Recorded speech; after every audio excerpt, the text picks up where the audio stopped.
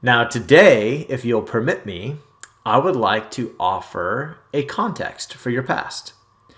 I first remember hearing of this context when I was a junior in high school, but I want to tell you a story about the moment it became so real to me that I chose it for the context I would use to frame every event of my life from as far back as I can remember to the present, and I plan to continue using it far into the future. Now, I've talked about this on the podcast before, but I had a bit of a struggle matching my identity as a volleyball player with reality for a stretch of high school and college. I'm not sure where the desire came from, but I desperately wanted to be a college volleyball player. I can remember watching games when I was in high school and looking at the players and wondering how I was going to be one of them. They were so big and so strong.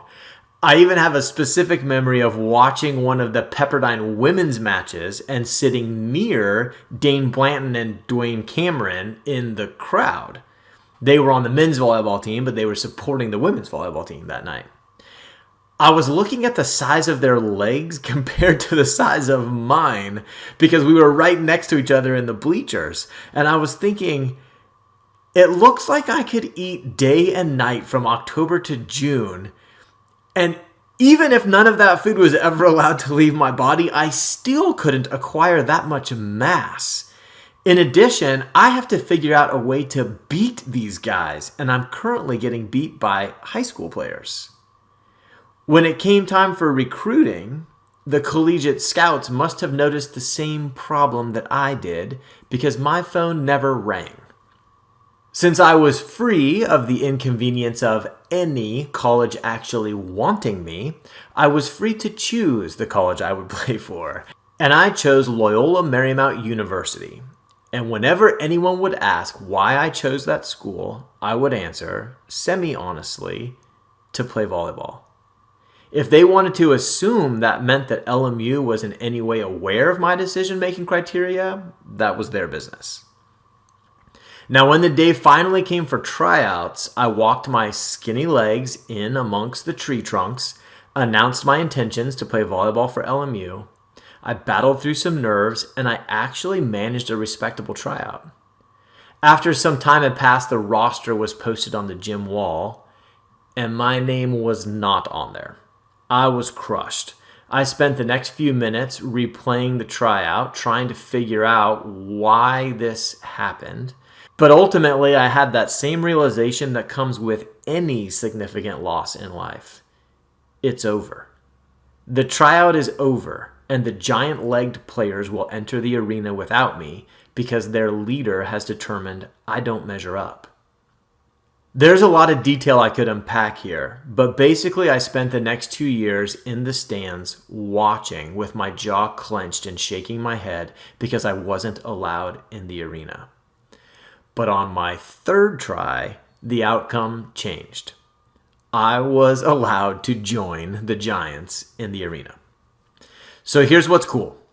Collegiate sports fans are brutal when it comes to heckling. Calling them critics is the understatement of the year.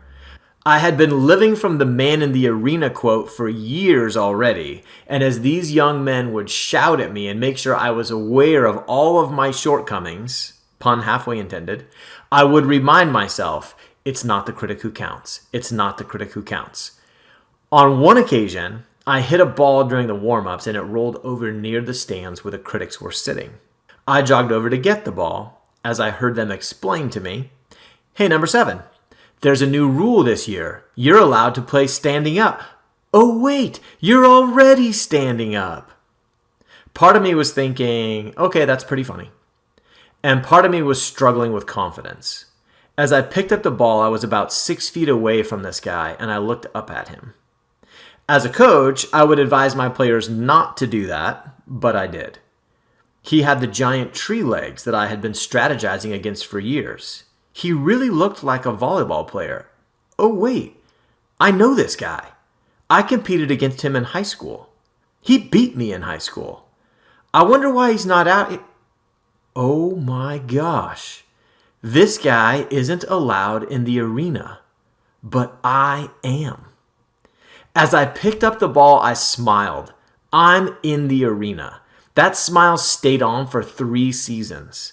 This story cemented into my brains, my thoughts, my heart. Everything is good as long as I'm in the arena. And whatever the cost to stay here, it's worth it. Critics brutally shouting my deepest insecurities, worth it. Being publicly measured and found lacking, worth it. Loss, regret, disappointment, embarrassment, pain, worth it, worth it, worth it. Now, of course, with regards to what Roosevelt meant in his speech, I was in the arena the whole time. It turns out that the discomfort required to stay there could even include being told you don't belong, which is a cool takeaway from this story, but my favorite takeaway is that getting cut from the team was one of my greatest blessings in life.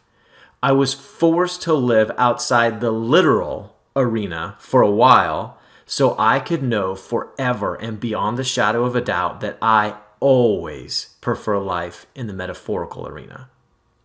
So this is the context I want to offer you for your story, just to try on. What if there's only one choice? In the arena or out of the arena? When you simplify life to that simple choice, you get to tell the story of yourself as someone who has only one measure of success, one measure of value, one context to make sense of all the events of your life. Did you stay in the arena? So what does that even mean, staying in the arena? Your time in the arena is both training and game day. And for the fiercest competitors, it's using game day as training. Every event is an opportunity to get better. The more difficult the events you encounter there, the stronger you get, the more intense your training.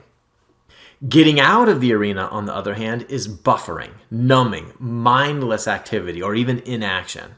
It's living small. And then instead of being present with the tension that causes at your core, you rewatch the entire series of Beverly Hills 90210. It's talking yourself out of your dreams when the path becomes difficult, then making cookies so you don't feel the regret. Being in the arena means being willing to feel whatever feelings life throws your way and resisting that dangerous thought that is shoved down our throats by every advertisement we see. You shouldn't have to feel the negative stuff. When you elevate the value of being in the arena above the value of comfort, it changes the context of every struggle you've experienced in your life. Your struggles are simply your training. And since no one's experience of the arena is the same, your training is specific to you, which makes your skill set specific to you. Your story becomes your preparation. And a wise coach once told me, when you feel the weight of the moment, you find your confidence in your preparation. Did you put in the work? Are you willing to own the result? Well, then you've earned this moment. Decide how you want to show up in this moment, find your courage, smile, and go be the person you want to be. The tricky thing about staying in the arena is that being in the arena requires failure. You have to mess up. You have to mess up. Stuff will be your fault, and you will feel the regret that comes with that. And it's just the price of being in there. You have to lose. Sometimes what you don't want to happen to you will happen anyway. You will feel the disappointment. You will feel the loss. You will feel the pain. I used to watch the show Fear Factor, and contestants would be introduced with some recorded audio playing over a slow-mo video of them walking into the arena with swagger. And many of them would say in their little audio clip, "I'm a fierce competitor. I never lose." And I'd always laugh when I hear that. I would think, you never lose? Then you need to find some better competition. In the arena, you have to be scared. The arena requires fear. You have to know full well that regret, pain, disappointment, and loss are possibilities and choose to compete anyway. In the arena, you have to commit to action even though you are uncertain of the results.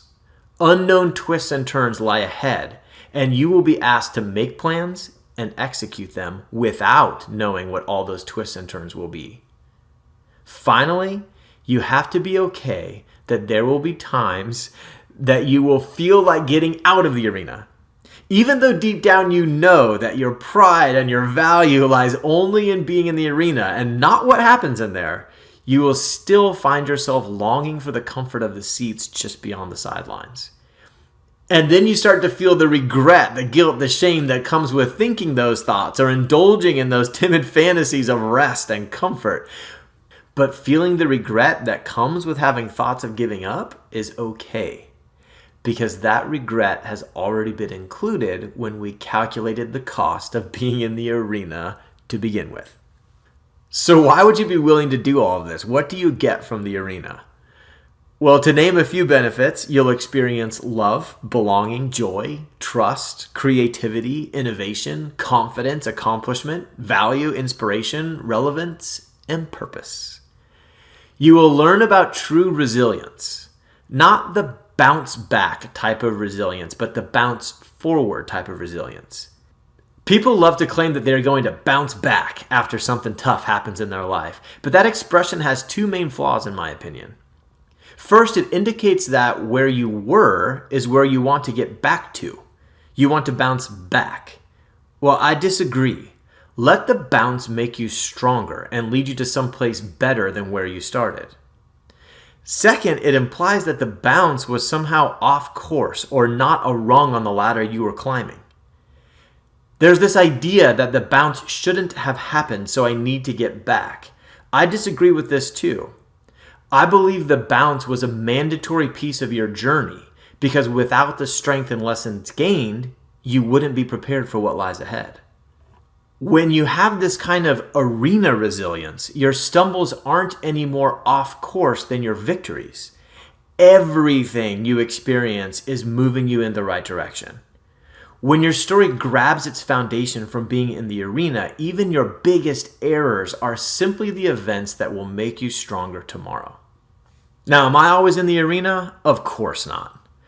I would love to be, but the reality is that sometimes I take timeouts and I get out of the arena. My life absolutely includes cheap seat activities. I watch movies, I scroll social media, I even eat food just for pleasure. But my goal is to keep it intentional and purposeful while always being aware of what effect those timeouts are having on my ability to show up and continue training in the arena. But the idea I'm submitting for your approval here today is simply this. What if being in the arena was the only thing that mattered? What if every loss, every failure, every disappointment, every regret that you've experienced was organized into the framework of the price of entry, the cost of doing business? What does that change about the story you tell? What if the more challenging a person's experience in the arena, the more criticism they've received from the spectator, and the more scars they've accumulated only made their presence there more impressive? Try that on. Wow, I'm impressive. I'll tell you this. If I were to look at your training, I'd be grateful that it wasn't mine. Because from here, it would look really difficult and like it would require tremendous strength to continue to choose to stay in the arena. And yet here you are. Wow, you impress me.